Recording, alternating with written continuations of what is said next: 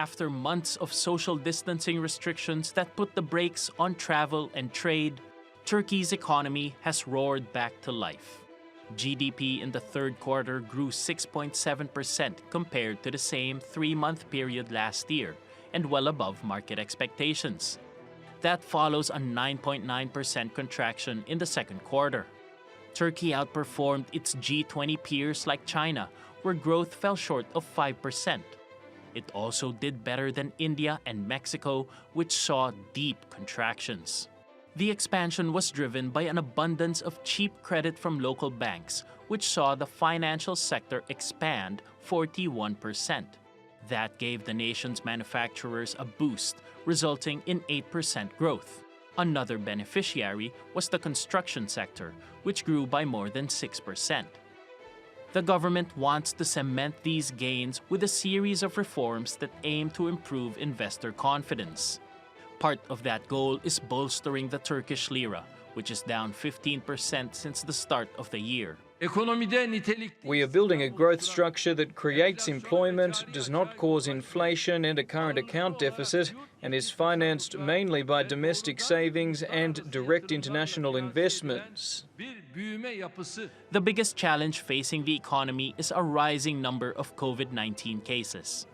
Infections have risen to around 29,000 a day, and deaths are rising at a record rate. Ankara's responded with a fresh set of restrictions, though they're less severe than at the start of the pandemic. And even with social distancing rules in place, the government still expects the economy to grow 0.3% this year. Paolo Montecillo, TRT World. For more, let's go to Taha Arvas here in Istanbul. He's an economist and a financial columnist at the Daily Sabah newspaper. Now, Taha, Paolo mentioned in his package the cheaper credit. Walk us through how these loans were offered, who got them, and what's that done for businesses?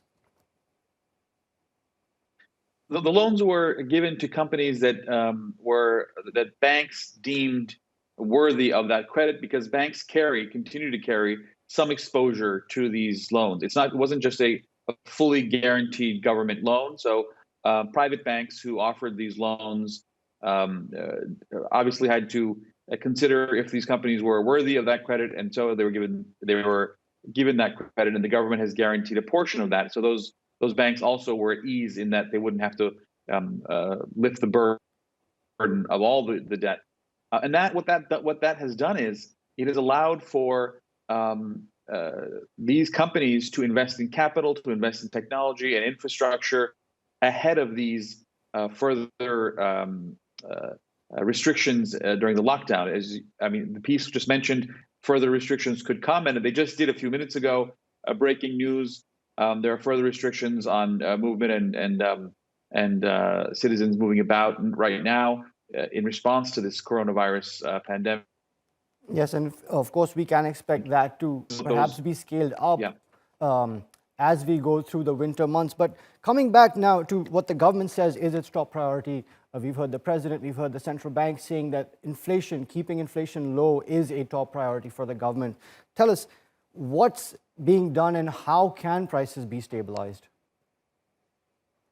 So the government took steps a few months ago during the spring to help invest in technology, especially in agricultural technology, and producers to keep things like food and other daily consumables that consumers spend money on, and keep those prices low. And that has worked. Prices in in food and things that are consumed daily have dropped relative to last year. The inflation rate it's much lower. So if that rate can be sustained throughout the year, then it looks like there will be solid real rate returns on Turkish debt. Now, part of it, of course, is also the value of the local currency. When it falls, of course, that is a problem in some cases, but exporters, of course, have been major beneficiaries. We've seen exports rising in consecutive months. If the government does take measures to strengthen the currency, won't it then erode from that benefit that exporters have? Sure, it's a delicate balance here. You have to at some point help these same importers, exporters, in reducing their costs of importing.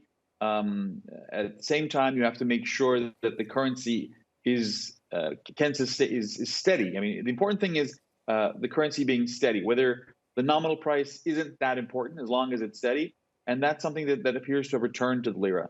Obviously, in the long term, you want a currency that's competitive, but it has to be also strong enough to sustain further expansion. So I think that delicate balance may have been met, or we're on the cusp of that being hit here. A delicate balance for the government to manage indeed. Thank you so much, Taha Arvas there, commenting on the government's actions to sustain the recovery in the local market.